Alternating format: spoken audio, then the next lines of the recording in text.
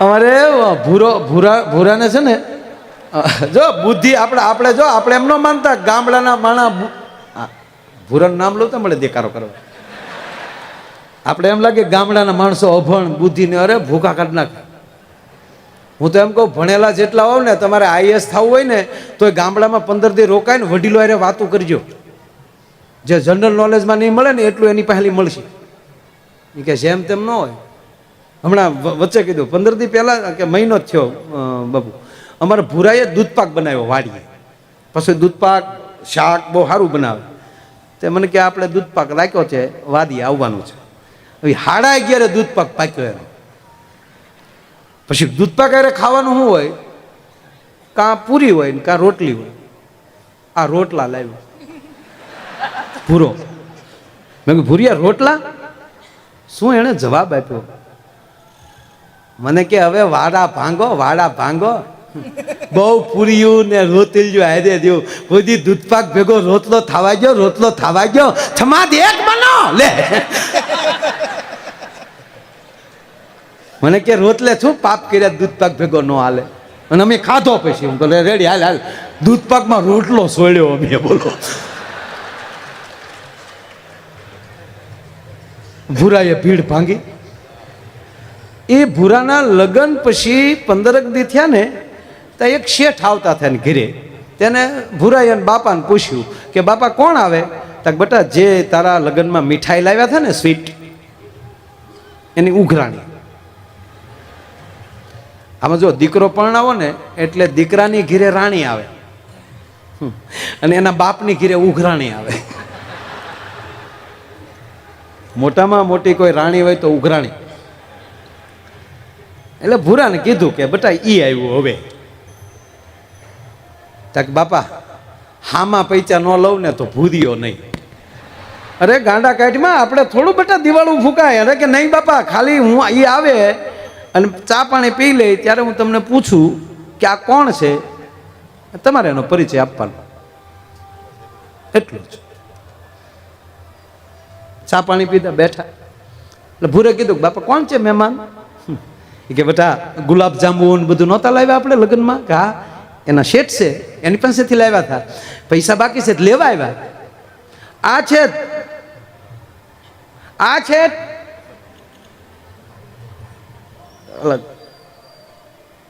છેટ છે.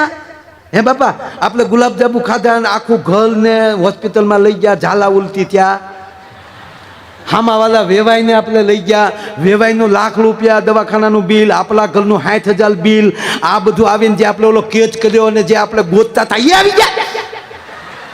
હાલું ચીજો ગોતવા મત્યા તા તો શેઠ મેળા ધ્રુજવા એવું એવું જો હા હેલાન થઈ ગયા. મળી જતા હતા 2-3 જણા. એ તો હાલું જો ડોક્ટર હાલા હતા કેચ થઈ ગયા છે. તો બોલા કે એક કામ કરો તમારે ઘર પૂરતા 60,000 આપી દો, બાકીનું પતાવી ગયો. તો 60,000 તો તમે નીકળો 60,000 દિન. હામાં 60,000 લીધા. બોલો ભૂરાય. એટલે મૂળ વાત ઉપર આવું સાહેબ હું નથુભાઈ હું ભણતો એટલે પછી એવું ભણતો, ચોથું ભણતો,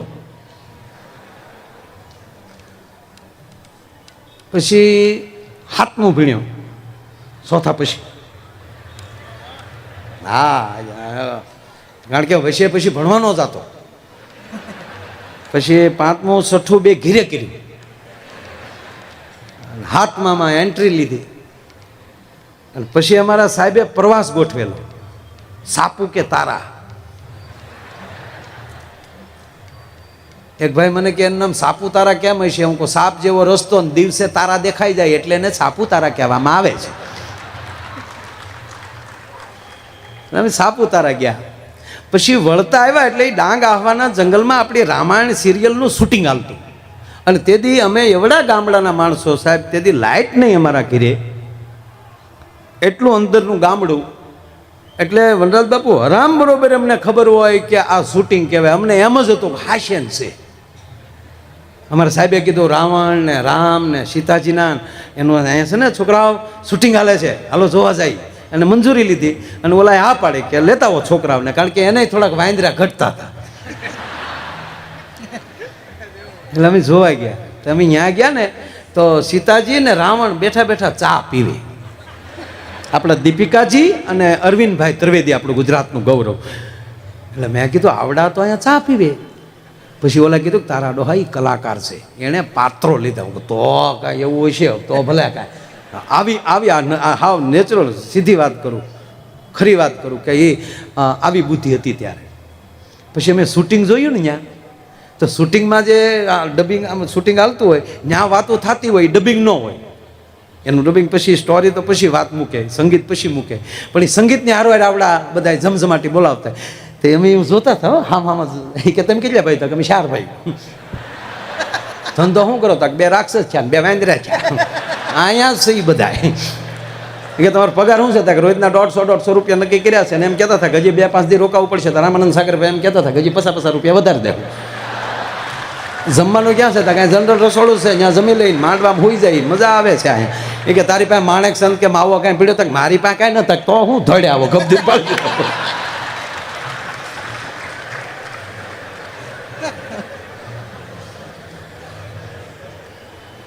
કહેવાનો મારો અર્થ એ છે થોડીક વાર પૂરતું કોઈ પાત્ર લે અને કહેવાય ગયો કે રામાયણ સિરિયલમાં જે કલાકારોએ કામ કર્યા બાપુ, પછી બીજું પાત્રમાં એ જાયમાં નહીં. રામ એટલે રામ જ પછી દેખાણા. દીપિકાબેન પછી એક પણ ફિલ્મમાં ન લઈએ કે, કારણ કે એમાં સીતા જ માણસને દેખાતા હતા. અરવિંદભાઈ ત્રિવેદી લંકેશ જ દેખાતા. એનો પાસપોર્ટ લંકેશના નામનો. હકીકત અરવિંદભાઈનો પાસપોર્ટ લંકેશ. અને એની ઘીરે રામજી મંદિર બનાવ્યું. તેથી મોરારી બાપુને આમંત્રણ દેવા આવ્યા અને ત્યારે એટલું જ કીધું, બાપુ રાવણના ઘરે રામની પ્રતિષ્ઠા થઈ રહી છે, આપ પધારજો.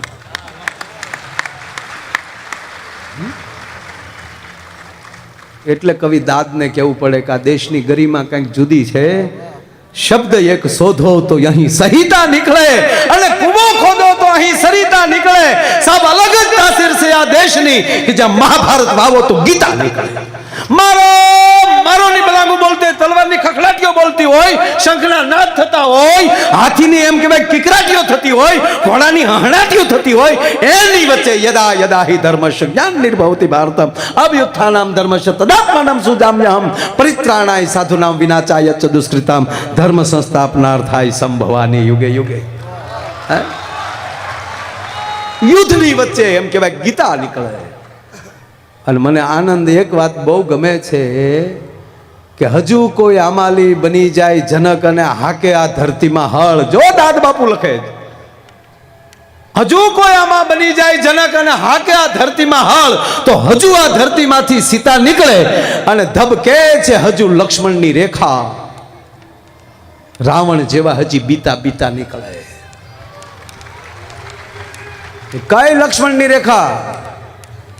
અભિનંદન જેવા, તેમાં જેવા પાવરફુલ ઓફિસર કે જેની હજી એમ કહેવાય પોસ્ટિંગ થાય તો અમુક માણસો ઓટોમેટિક ગામમાં ક્રોસથી નીકળી જાય. નગર નવી ભરતીના પીએસઆઈ ઉભેલા ને 4 સવારી મેં મોટરસાઇકલ વાળો નીકળ્યો. સાહેબે સીટી મારીને કીધું ઉભી રાખ, ઓલે નાન્યા સોટાડી દીધું. કે હું છે સાહેબ, કેમ 4 બેહાડ્યા? તો ઓલો પાછું વાળું જોઈને કે લે 5મો કારે ઉતરી ગયો. સાહેબે રાજીનામું દઈ દીધું કે આ ભામ ભેગી નોકરી કરવી કેમ? નહીં, સમય આવી ગયો છે ભાઈ, એક બનો અને ભારત માતાના ખરા સપૂત બનો. દેશ માટે બલિદાન દેવું પડે ને. જો મરવાનું તો ફાઇનલ છે જ, તે આપણે જન્મ લીધો એટલે મરવાના જ છીએ. મોતથી બીવાની મિત્રો બિલકુલ જરૂર નથી. એનો પુરાવો એ આપું કે મોત આવશે ત્યારે આપણે નહીં હોય. જ્યારે મૃત્યુ આવશે ત્યારે આપણે હશું જ નહીં, તો ડરવાનું શાનાથી? અને ત્રીજી વાત, યુવાનો ભરતી થાજો. અને ભારત વર્ષ માટે એક આર્મીનો યુવાન કે પોલીસનો યુવાન જ્યારે શહીદ થાય ત્યારે એનો ખરો આખો દેશ કરતો હોય. બાકી મરી જાઉં ને તો હગાવાલા 3-4 જણા આવશે, કાંઈ બીમાર લચા આજે ત્યાં 2 જીચા કાંઈ નહોતું, ખાલી ફેફછા જામી ગયા ચા નહીં. પણ આ દેશનો યુવાન જ્યારે ભરતી થતો હોય ને મિત્રો, ત્યારે હૃદયમાં એટલું જ લખીને ગયો હોય કે કા તિરંગો લહેરાવીને આવી અને ક્યાં તિરંગામાં લિપટાઈને આવીશ સાહેબ. મારી તમારી ફરજમાં આવશે. અને આપણે ગુજરાતના છીએ એટલે કહું, બહુ વરવું પડે. યુપી બિહારને તો બહુ વાર લાગશે ત્યાં પહોંચતા ઓલાને. જાગૃત મારે તમારે થવું જોશે. અને સહી જ આ મેળાની અંદર કોઈ પ્રકારની ખોટી અફવા ઉડાડે કોઈ તો બિલકુલ ભરોસે રહેજો, ખોટે ખોટી દોડધામ ન કરવા મળતા. એકવાર આપણે એવું બન્યું હતું, ખોટે ખોટું તે 2-5 છોકરા યુવાનો દબાઈ ગયા માણસોમાં. નહીં, સેનાથી ભાગવાનું. આવી જ ગયા છીએ. અને ત્રીજી વાત કે જેવા અભિનંદનને પકડે અને સીધી પાર્લામેન્ટ બોલાવે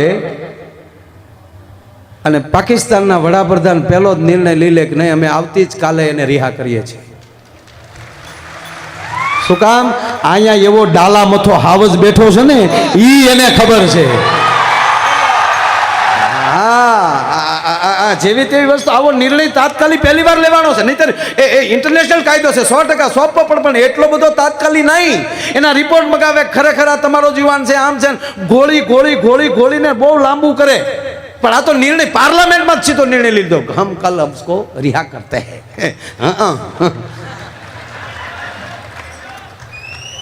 કહેવત છે કે મર્દોને મહાણે જાજો પણ હિજડાની જાનમાં ન જાતા. અને મર્દના મહાણે જાહો ને તોય કોક તમને અભિનંદન આપશે, અને આવો અભિનંદન પાછો દેશને આપશે કોક. હે, એટલે જ કવિ કાગ બાપુનો દુહો છે, ઘરે ઘરે ન હોય જેના ફળિયામાં કુંદર ફરે, પછી એને વયની વાતું ન હોય. ઓલા કેહર બચાને કાગડા, મારી ભે વૈયા વાજ્યા ને પછી ચડજે મારી હેરીએ. તું ઘર બારું નીકળતું નહીં જ તે. અને આવા યુવાનો શું કામ છે ખબર? આ દેશમાં આવી માવું બેઠી છે એટલે. બાપુ અમે પરદેશમાં સદગુરુની કૃપાથી, બાપુની કૃપાથી, ગિરનારી મહારાજની કૃપાથી, આપ બધાની કૃપાથી અમે જેટલા દેશમાં આટા મારીએ છીએ, પણ પરત આવીએ ત્યારે કોઈક પૂછે કે પરદેશમાં ભારતમાં ફેર શું છે, તો ભટદાદા ચોખ્ખું કહે છે, ચેલેન્જ મારી કે પરદેશની સ્વચ્છતાને પ્રણામ, એની શિસ્તને પ્રણામ, પણ મારા દેશ જેવી મા અમને ક્યાંય જોવા નથી મળતી સાહેબ. આપણી માવુના ઓઢણા એવા છે ને સાહેબ, માં કહીને તા કાળજું ભરાઈ જાય એવી માવું હજી જોઈએ છે ને, એવી માવું બેઠી છે. આ મમ્મી શબ્દ તો અંગ્રેજોએ આપણને પકડાવી દીધો, ખોટે છે સાહેબ. આ પાછા પરદેશમાં મમ્મી નથી બોલતા, આપ બધા તો ખૂબ જાવ છો ખબર, ત્યાં મોમ કે મમ્મી નથી કહેતા કોઈ, મમ્મી તો અહીંયા હાલવી દીધું. કીર્તિભાઈને જોરદાર તાળીઓના ગડારથી વધાવો. ડાયાલાલ, અરે હવે જાહેરમાં કહે છે સાહેબ, કારણ કે હવે સ્ટેજ ઉપર તોય થોડા અંતરે બેસી, મર્યાદાના માણસ રહ્યા ને. અને મર્યાદા તો જાણે કેમ અમારી બે પહેલી જન્મ લેતી હોય, એટલે અહીંયા આમ બેસી. પણ માય હાર્ટ ઇઝ કીર્તિદાન સાહેબ. આ એવો ગર્વો ગાયક ભગવાને આપણને આપ્યો છે, સ્ટેજનું આખું આમ લેવલ ઉપાડી લીધું. આમ કૈલાસ ખેરને આના ગીત સાંભળવા પડે છે. કાલે હતા અહીંયા સ્ટેજ ઉપર, પણ જીરે સખી મંગલ ગાવોજી એ કીર્તિદાનભાઈએ ગાયું ત્યારે રાજસ્થાનમાં कैलाशभाईનો कार्यक्रम હતો અને એણે કીધું કે मैंने गाया लेकिन कीर्तिदान जी ने गाया ऐसा मैं नहीं गा सकता. અને આવું સ્વીકારે છે ને એટલે કૈલાસ ખેર મોટા કહી શકાય. આવું સ્વીકારવું ને સાહેબ જાહેરમાં, એ નાની માના ખેલ નથી. એટલે આમાં આપણું બધું છે. જે તમે સાપ દબ્બો નીકળે ફાટ દે. અરે મગજમાં સીતવો એવું નીકળે. બસ ગિરનારની ગોદમાં કહે કે એને ખૂબ તંદુરસ્ત રાખે અને ખૂબ લાંબી આયુ આપે, જેથી કરીને આવા સ્ટેજ ઉપર આવા નવા કલાકારો આવતા રહે ને આપણી સંસ્કૃતિના ગીત ગવાના કરે સાહેબ. કલાકારો કાંઈ જેવા તેવા કામ નથી કરતા સાહેબ. મેં તો આગળ મારો અમરેલી પ્રોગ્રામ હતો અત્યારે, આજ કી શામ શહીદો કે નામ, ભારત સેના કે નામ, આવા 2-3 નામ રાખ્યા.